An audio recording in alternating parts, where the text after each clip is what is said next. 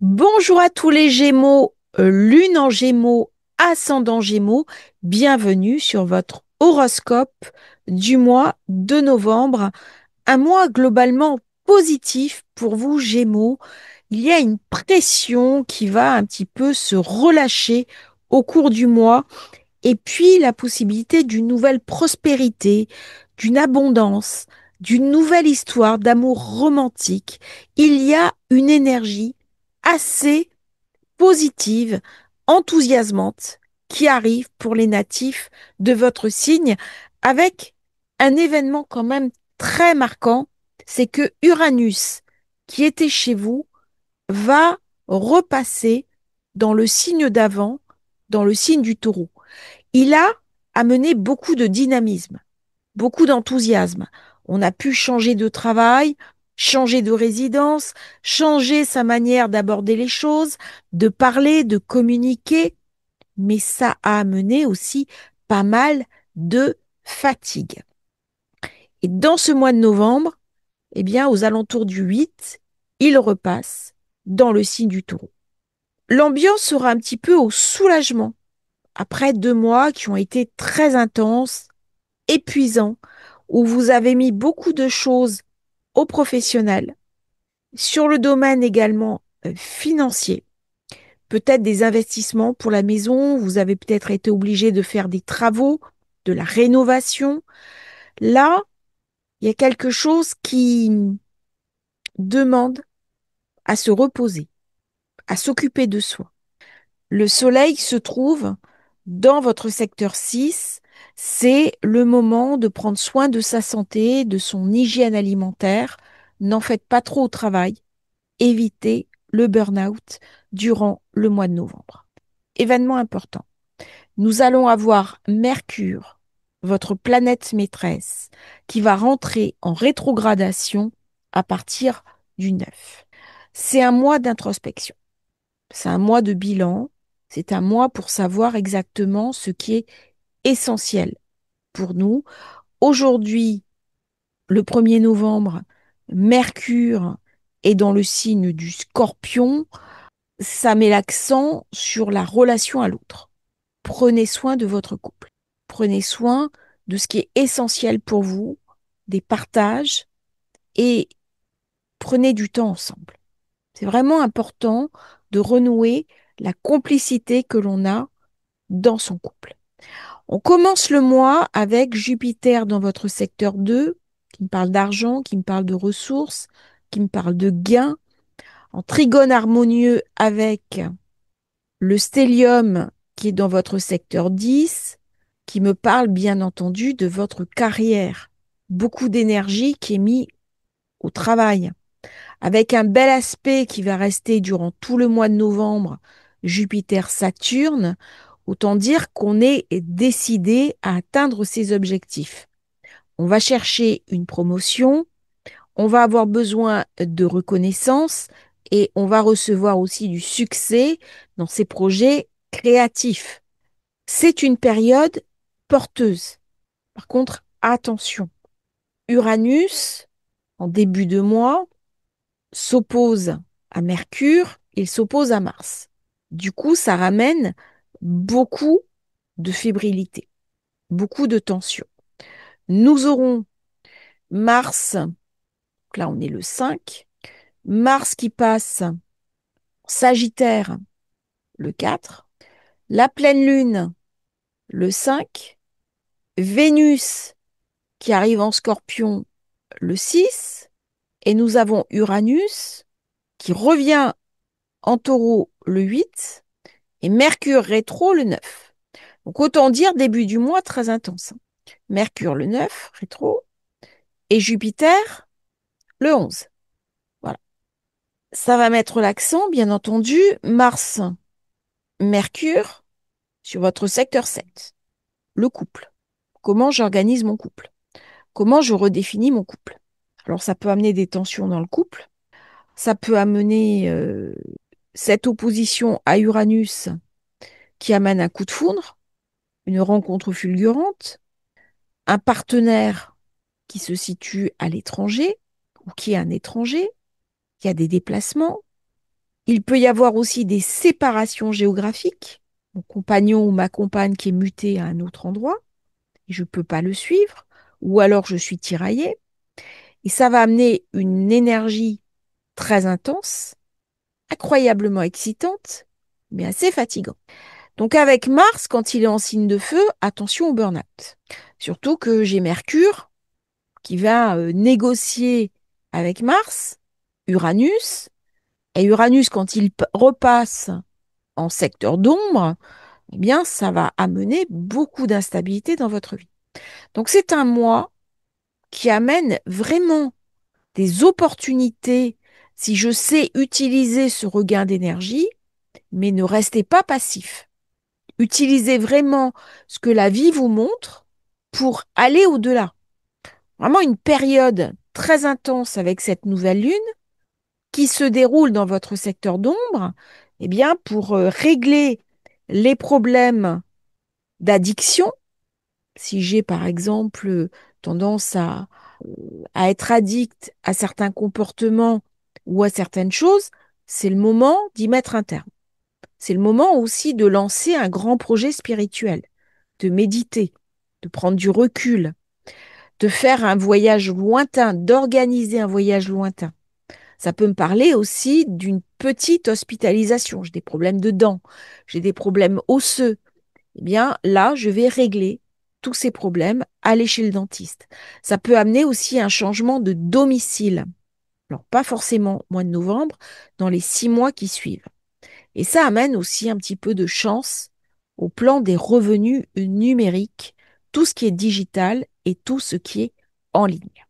C'est une pleine lune qui est assez fulgurante pour le Gémeaux parce qu'elle invite à nettoyer les vieux schémas de pensée qui viennent de ma famille, mais qui n'ont plus lieu d'être.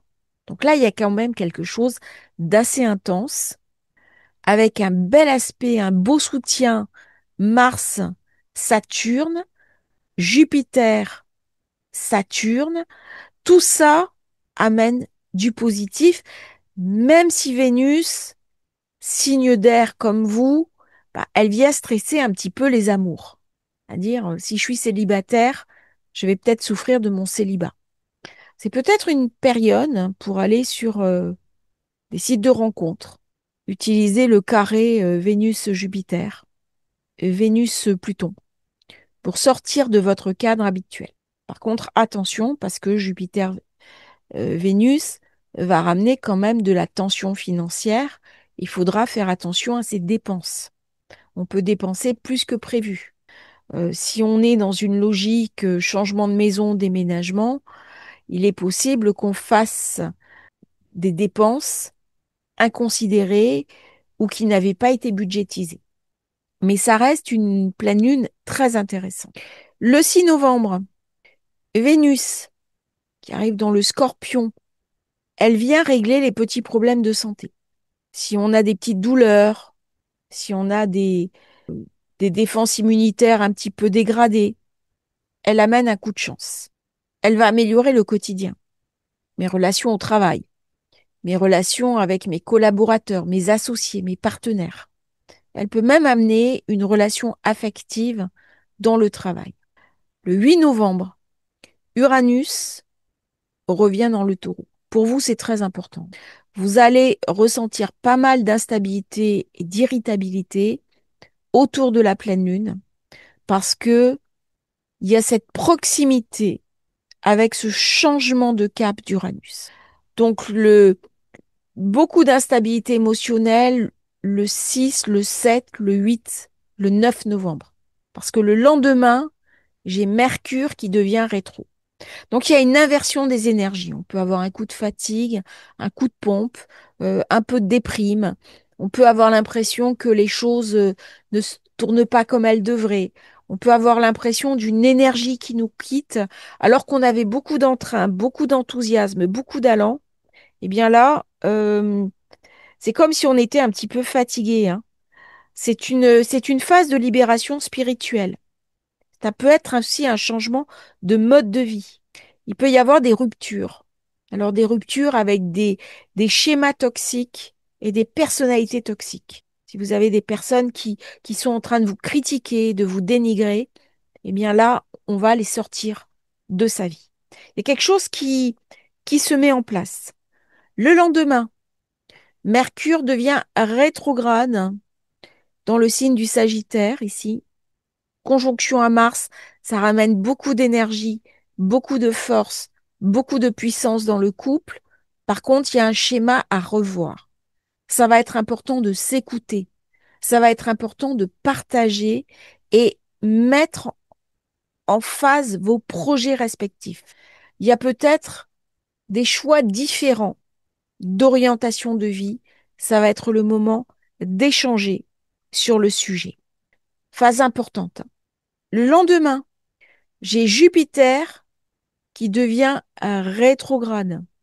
Il fait un beau trigone pendant tout le mois de novembre à Saturne. Ça m'amène de la stabilité. C'est-à-dire que même si j'ai des difficultés, s'il y a des choses qui m'empêchent d'avancer, je peux atteindre une certaine stabilité financière. Je peux mettre en place des nouvelles méthodologies pour mieux gérer mon budget, mais aussi travailler sur ma propre valorisation. Comment je me fais confiance? Quelle est ma valeur?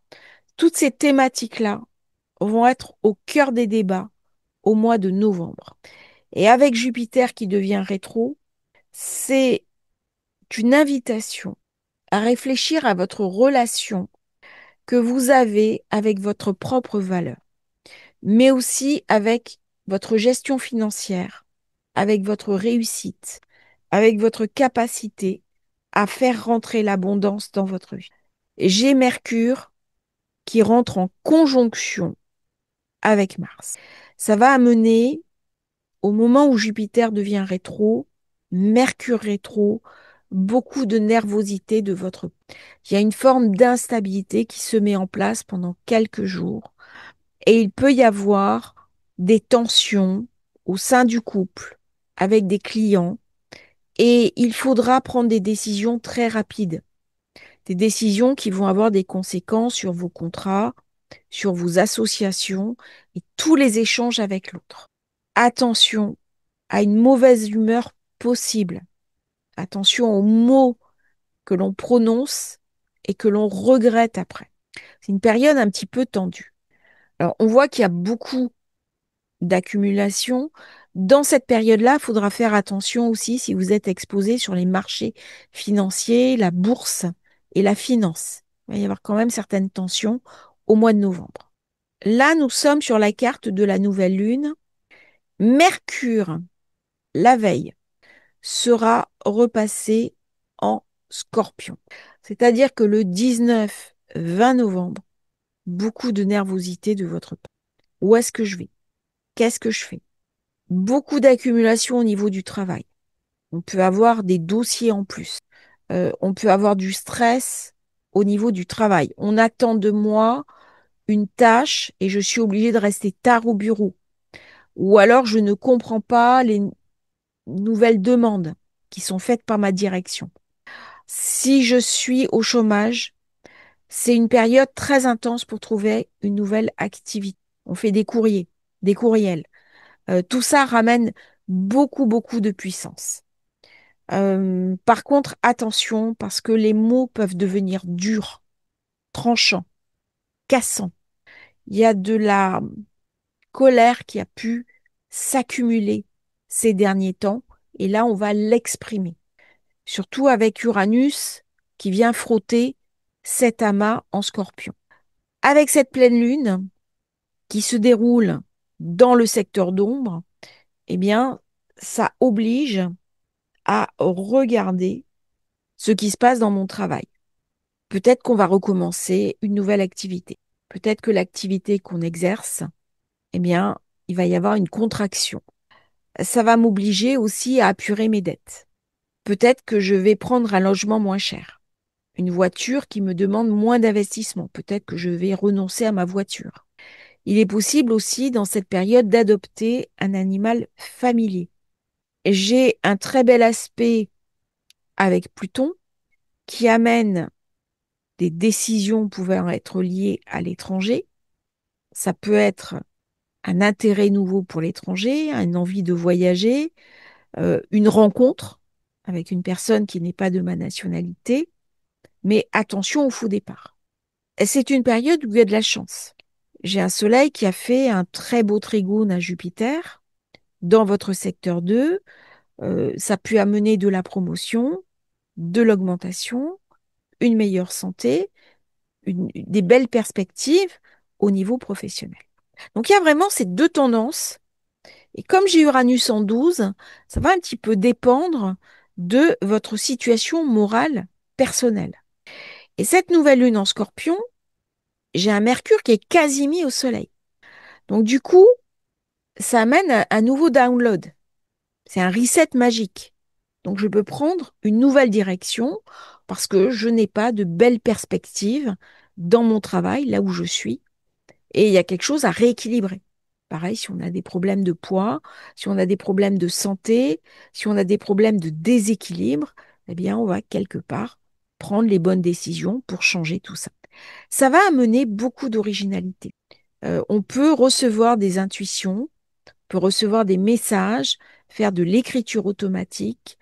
Il y a des idées brillantes, mais elles viennent beaucoup par un mode intuitif.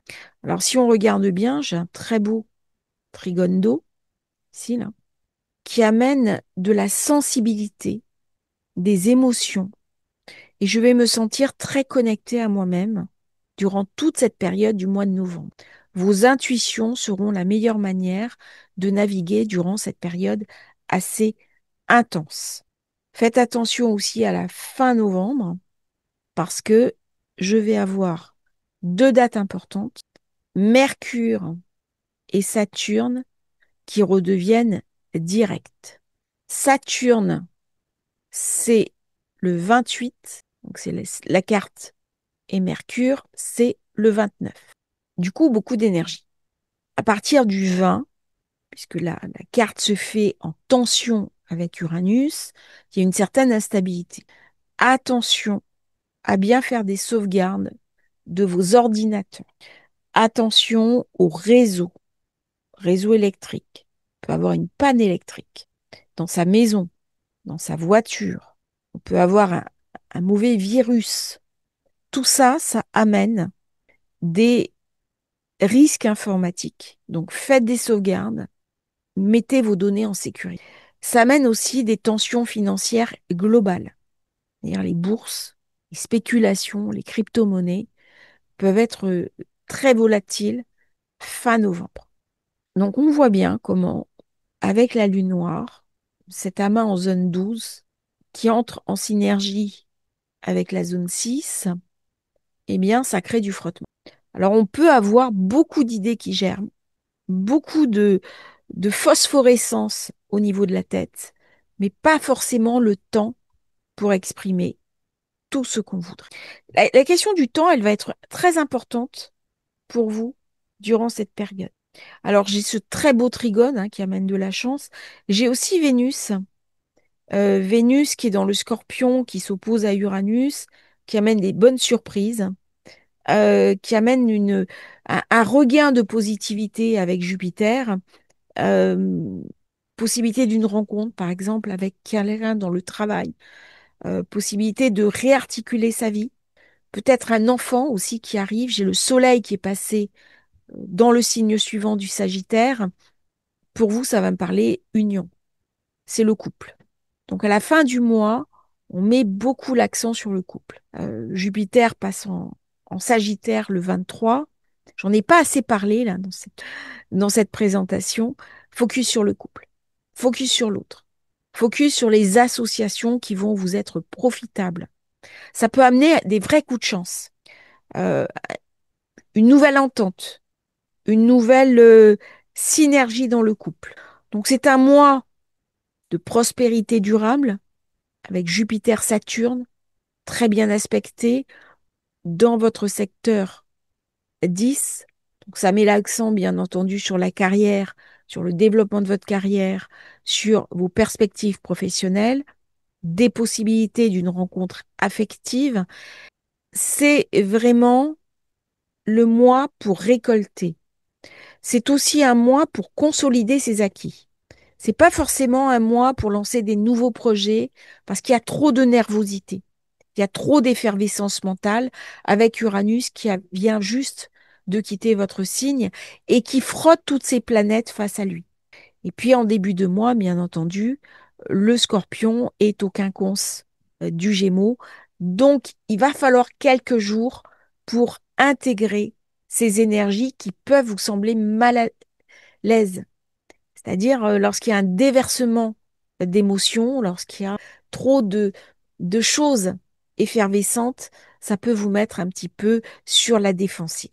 Alors, dépassez ces énergies, apprenez à les intégrer parce que il y a des opportunités qui vont se présenter à vous au mois de novembre. Je vous remercie d'avoir suivi cette vidéo. Très important, n'oubliez pas de vous abonner à la chaîne. Il y a plein de personnes qui regardent les vidéos qui ne s'abonnent pas et c'est très important par rapport à l'algorithme de YouTube pour qu'ils mettent en avant la chaîne Astrologie Facile qui vous remercie d'avoir participé, d'avoir visionné, de votre fidélité durant toutes ces longs mois à écouter vos horoscopes. À bientôt, merveilleux mois de novembre à tous les Gémeaux.